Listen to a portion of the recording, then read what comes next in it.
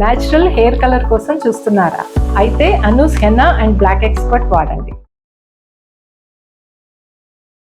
ఈ మార్చి 3వ తారీఖున చంద్రగ్రహణం రాబోతుంది.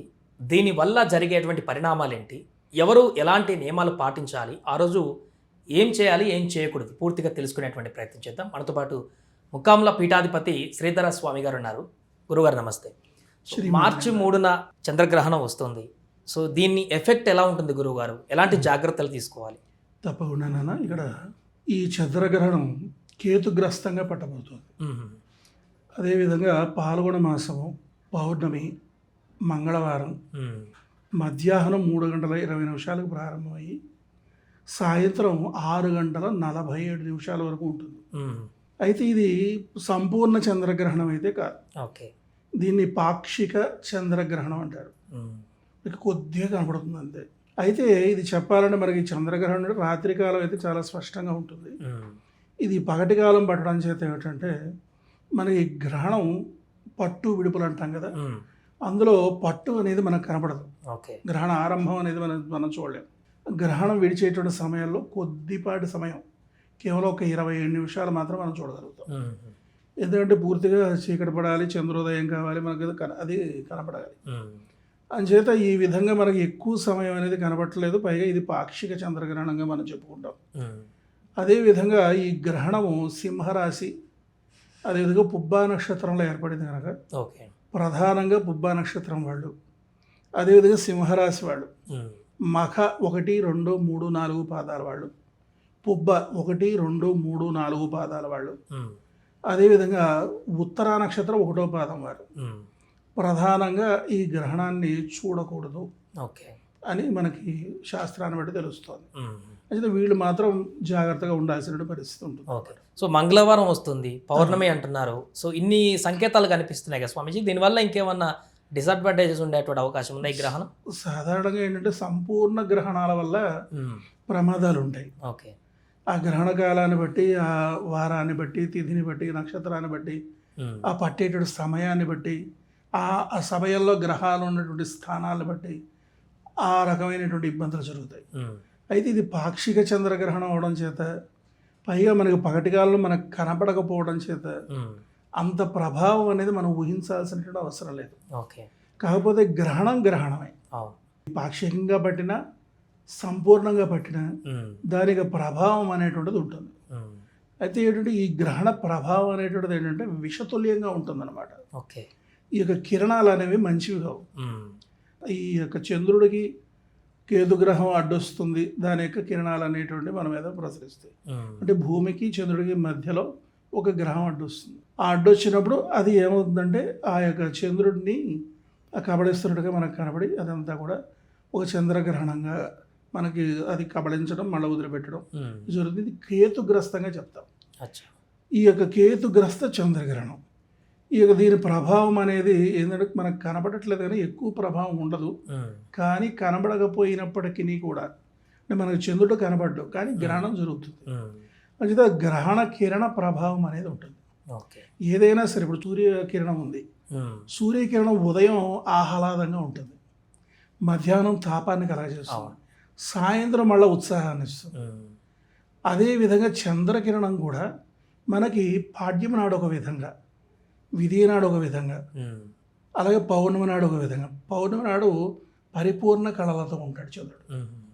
అదేవిధంగా మనకి ఏమవుతుంది, మళ్ళీ పౌర్ణమి మరుసటి రోజు నుంచి అమావాస్య వరకు కూడా ఈ వేరే వేరే కళలు తగ్గుతూ ఒక్కో రోజు ఒక్కో కళతో ప్రకాశిస్తాడు. ఇక్కడ కళను బట్టి చంద్రుడు యొక్క ఆ లక్షణం అనేది ఉంటుందన్నమాట. ఈ చంద్రకళలో చాలా ప్రధానమైనవి. ఈ చంద్రుడు మానసిక ఉల్లాసాన్ని కలగజేసేవాడు, అదేవిధంగా మానసిక ఆనందాన్ని కలగజేసేటువంటి వాడు, మానసిక ప్రశాంతతను కలగజేసేవాడు. మానసిక పరమైనటువంటి ఏ రుగ్మతలకైనా సరే కారకుడు చంద్రుడు అవుతాడు. ఎప్పుడైతే చంద్రుడు దోషభూయిష్టంగా ఉంటాడో దానికి వ్యతిరేక ఫలితాలు అనేటువంటివి వస్తాయి.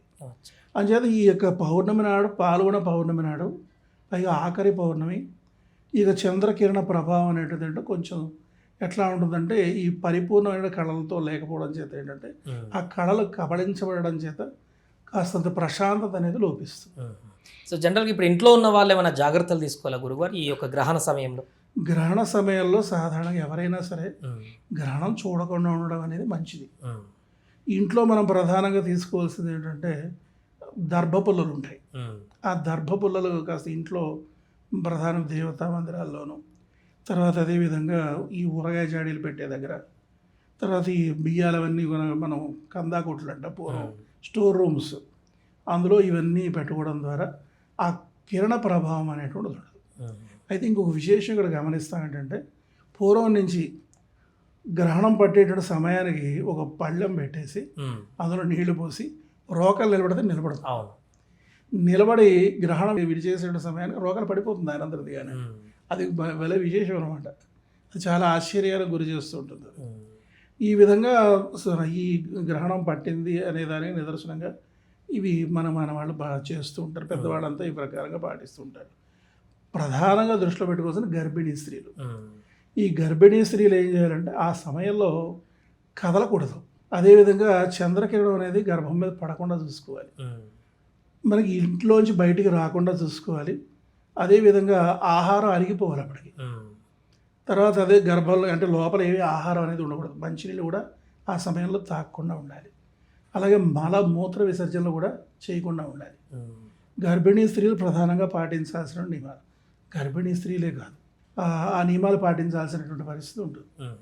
ఎందుకంటే చంద్రకిరణ ప్రభావం వీళ్ళెవరికి తెలియదు, చాలా రహస్యం. మనలో ఉన్నటువంటి సంతానోత్పత్తి కణాలని ప్రేరేపిస్తుంది చంద్రుడు. ఇప్పుడు చూడండి, మనకి ఆ ఆహ్లాదకరమైన వాతావరణం కూడా పాడ్యమి మొదలుకొని, అంటే అమావాస్య పాడ్యం మొదలుకొని అమావాస్య తర్వాత పాడ్యం నుంచి పౌర్ణమి వరకు కూడా ఈ యొక్క కిరణాలు ఎప్పుడైతే మనలో పడతాయో ఆ కళల ప్రభావం చేత మనలో ఒక ఉత్సాహం, ఆ యొక్క కణాల యొక్క యాక్టివేషన్ అనేటిది జరుగుతుంది.